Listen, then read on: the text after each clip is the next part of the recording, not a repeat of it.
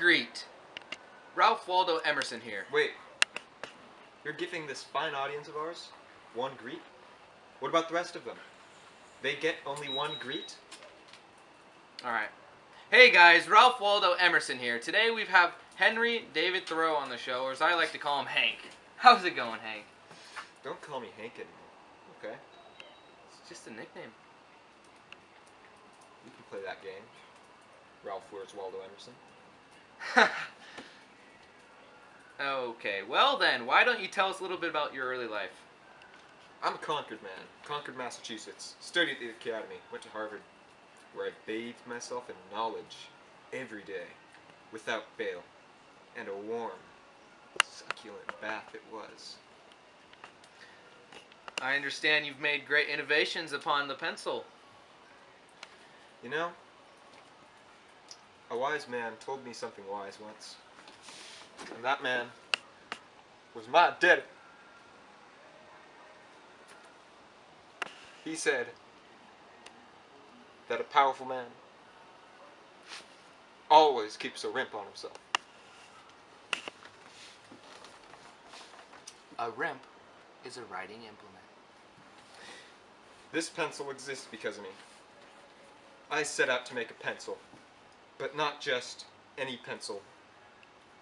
A better pencil. But not just a better pencil. A great pencil. And this is the fruits of my labor.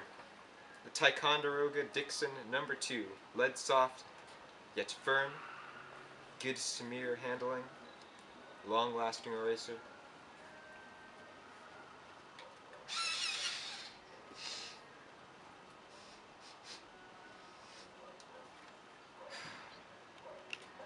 I'm not one for material wealth, but this is the Ferrari, ladies and gentlemen, of the pencil world.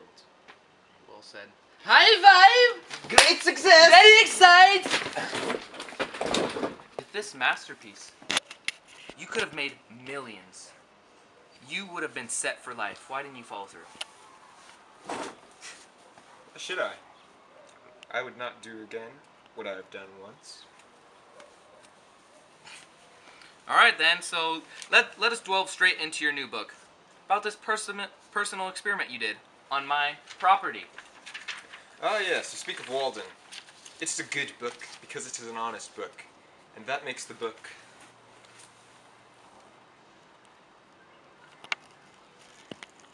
good. What are you guys doing? Not now! Uh-huh. So what's it about? I don't know. You don't know. I don't know. You wrote it. You spent 2 years on my property writing a book. I don't know. Look, what do you want me to say? It's not like there's a plot or something. It's a book of philosophy. I farmed beans, okay? I farmed beans. And I built a house in the woods, next to a pond. I supported myself in the Massachusetts wilderness, living off land. And I thought a lot. Well, I do like beans. Oh yeah. Then maybe you can tell me why you went out there. Well, it's quite simple, really. You see, I went to the woods because I wished to live deliberately, to front only the essential facts of life, and see if I could not learn what it had to teach, and not, when I came to die, to discover that I had not lived. I did not wish to live what was not life. Living is so dear, nor did I wish to practice resignation unless it was quite necessary. I wanted to live deep and suck out all the marrow of life, to live so sturdily and Spartan-like as to put rout to all that was not life, to cut a broad swath and shave close, to drive life into a corner and reduce it to its lowest terms, and if it proved to me mean, why then to get the whole and genuine meanness of it, and publish its meanness to the world, or if it were sublime, to know it by experience, and be able to give a true account of it in my next excursion. That's pretty much it right there. Oh, well, I guess that's cool. But wait, you want to suck out bone marrow? I thought you were a vegetarian. Well, I guess 10 years of learning the meaning of metaphor and simile in English class really weren't for nothing after all. Aha! So you've gotten desperately lonely, living completely alone for 2 years in the woods, right? The massive men lead lives of quiet desperation. I don't see the problem. There's a lot of bad stuff going on right now. Thoughts? I've stopped listening to what happens. Everything's just a different iteration of the same tale. I am sure that I have never read any memorable news in a newspaper. If we read of one man robbed, or murdered, or killed by accident, or one house burned, or one vessel wrecked, or one steamboat blown up, or one cow run over on the Western Railroad, or one mad dog killed, or one lot of grasshoppers in the winter, we need never read of another. One is enough. If you are acquainted with the principle, what do you care for myriad instances and applications? How do you manage to live so barely? You said that you would rather use a pumpkin to sit on rather than a chair. What's the problem with spending a little bit of money on things that make you more comfortable? The cost of a thing is the amount of what I will call life, which is required to be exchanged for it, immediately or in the long run. But you don't want to be comfortable? No. Oh well. So if you had to sum up this philosophy of yours, what do you say? Can I see your phone? Sure, I guess. What do you want? Wait. Where are you going? Where are you going? Where are you going? Close the door, please. Riley, where are you?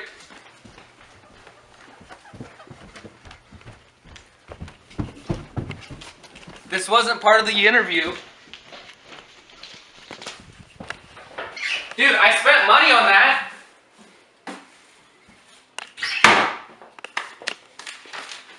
You see, that is my philosophy.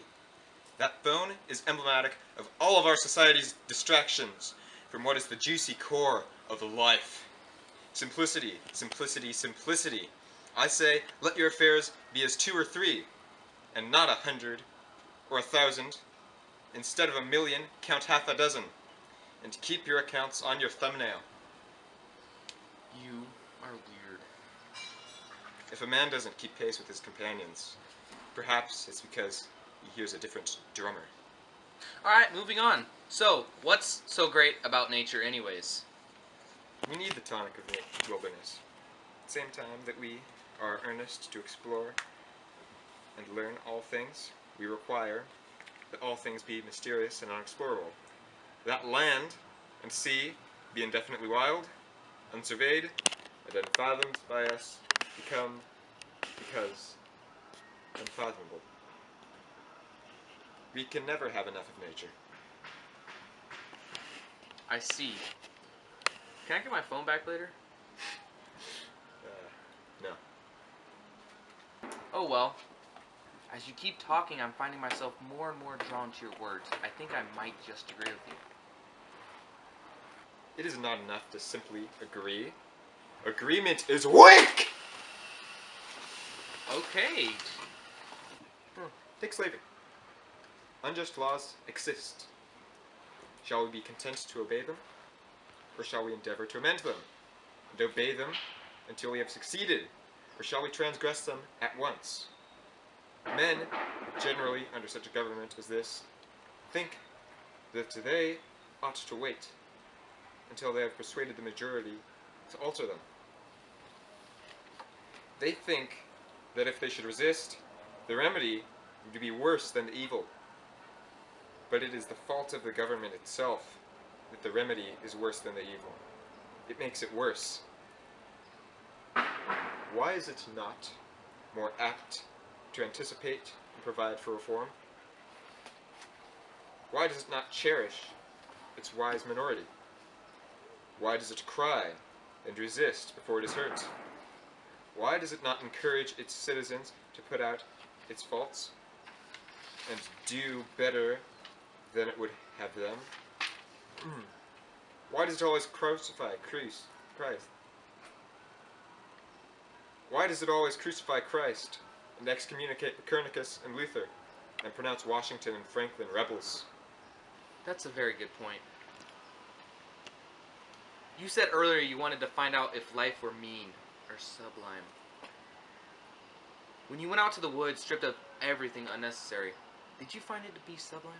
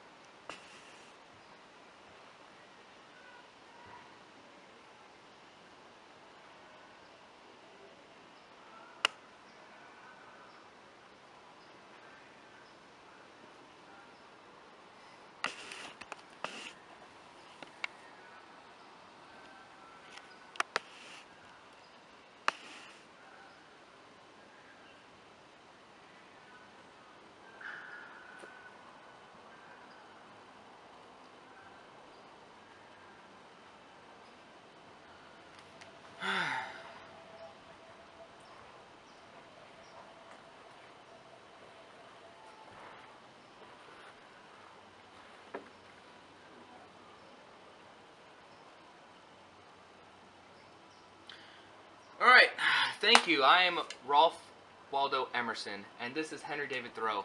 I am signing off. Thank you very much. Yes.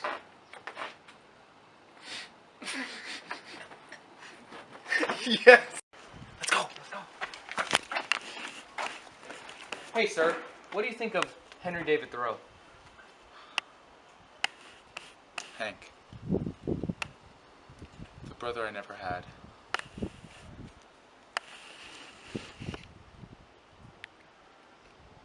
Look at that fine man over there.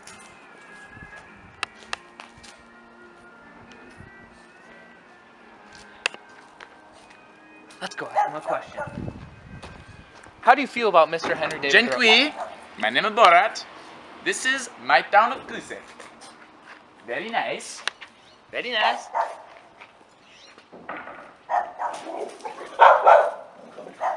What do you think of Mr. What do you think of Mr. Henry David Thoreau? Ah yes, Mr. Henry. He's a very nice man. Very nice. I would say that the Mr. Henry is like the sister to me. He is a very, very, very nice man. Thank you. Save the bees! Save the trees! Save the whales! Save those snails! Let's go. Sir.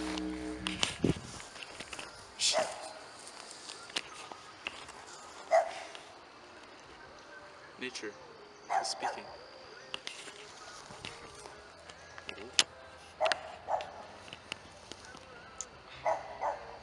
How may I help you, sir? What do you think of Henry David Thoreau?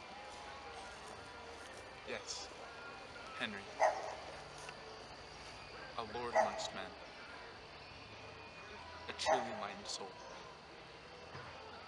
Every decent man should learn to live as Henry. Well said. Thank you. I still slide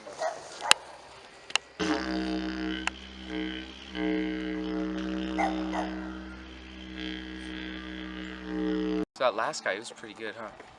Oh, let's go. Sir! Sir! Do you know Henry David Thoreau? Mr. Henry, I do love Mr. Henry.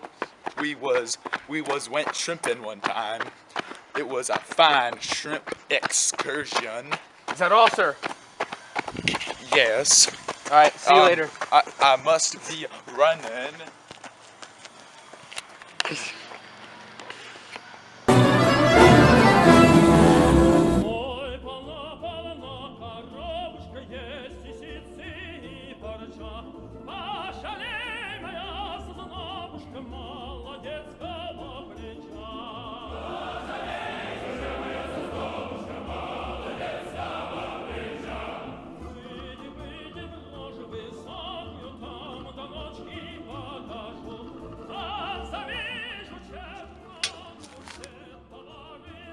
One of his favorite pastimes was to write in his diary, which he did often, because he didn't have any friends.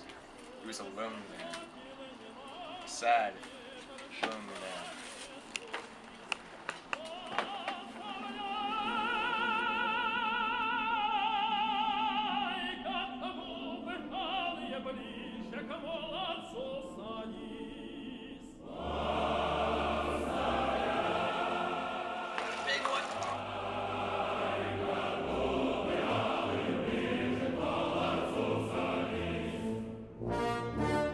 Hey, brothers.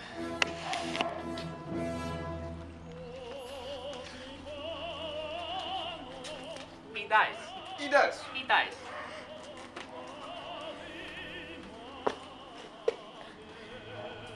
Every day, Henry David Thoreau would hunt his fish with a broadsword like this one. That is completely false. We just couldn't afford a fishing pole, so we had to settle for William Wallace broadsword. Sorry, folks.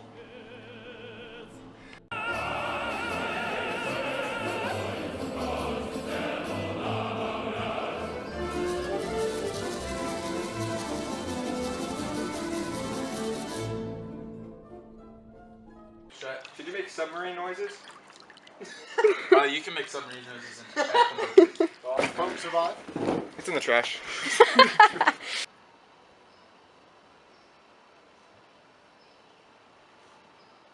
I am Ralph Waldo Emerson. No, that's too fast again. No, it wasn't. Yes, it is. We're But- not gonna do a You know what? 3-minute thing It's of fine. you sitting here. Fine, I'll and do we're 2 minutes. One, you know what? God. Okay, so let me wait at least until 10 seconds after I put the glass back down, because that's part of the comedic effect. I'm raising it to drink, and then I put it back down to keep thinking. Okay? Do you know? That's the joke.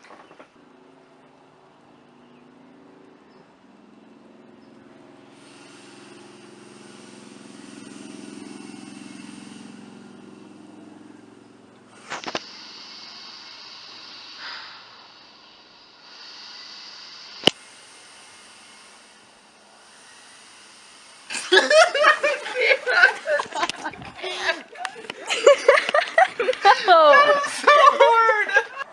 So that's where he's gonna die. That's over him. You're gonna step over him.